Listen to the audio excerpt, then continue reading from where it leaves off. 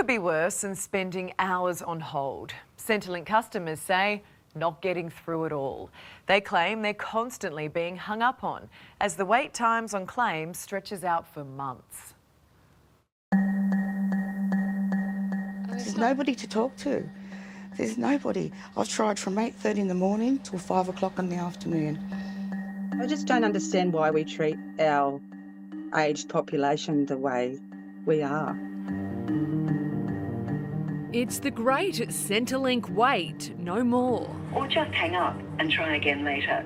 This practice of hanging up on people is contemptuous of people's time and is really utterly unacceptable. Services Australia Centrelink. Australia's welfare agency under mounting pressure as we go behind the scenes at the call centres. You've got hundreds of thousands of unprocessed claims people can't get through. Is it going to get better?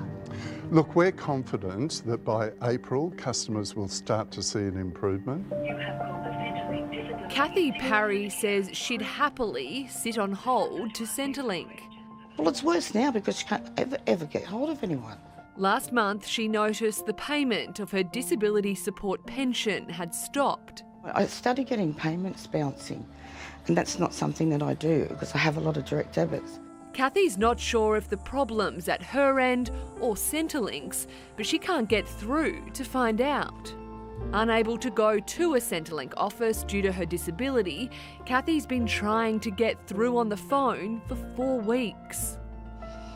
You can ring 20, 30, 40, 50 times a day. It doesn't matter. I mean, obviously someone's getting through somewhere, but it's never, ever me. It's never Bernadette Laurie Toms either. So I would have called a dozen, maybe 14 times before we finally found an office on the trip where we could go in and talk to them in person. She and husband Peter are currently travelling from Queensland to Melbourne to visit family after Peter retired and closed his waterproofing business. The couple thought it would be a simple application to get the pension. He's 69 years old, he's worked his whole life, he's never claimed Centrelink ever, and he's told also 5 months. This is demoralising and frustrating for everybody, but it's particularly harmful for people who are vulnerable. And in the current climate, that could be any of us. Dr Dominique Mayrick from Financial Counselling Australia says its counsellors have been inundated with calls from people waiting on welfare help. So it's really unfortunate to have a system that's designed to help actually causing harm. Or increasing harm. It's making life more difficult for people. We're in a situation where, despite the best efforts of our staff, our customers are waiting longer to have their payments processed than they should be. Hank Jongan is General Manager of Services Australia. Its current backlog, 1.1 million unprocessed claims, but he says more help is on the way. We've spoken to you numerous times over the past years and you've always said it will get better. Why should people believe you now?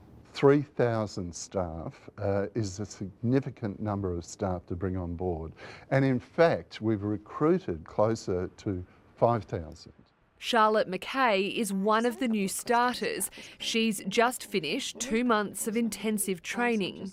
We're always busy. We are working as hard as we can and as efficiently as we can.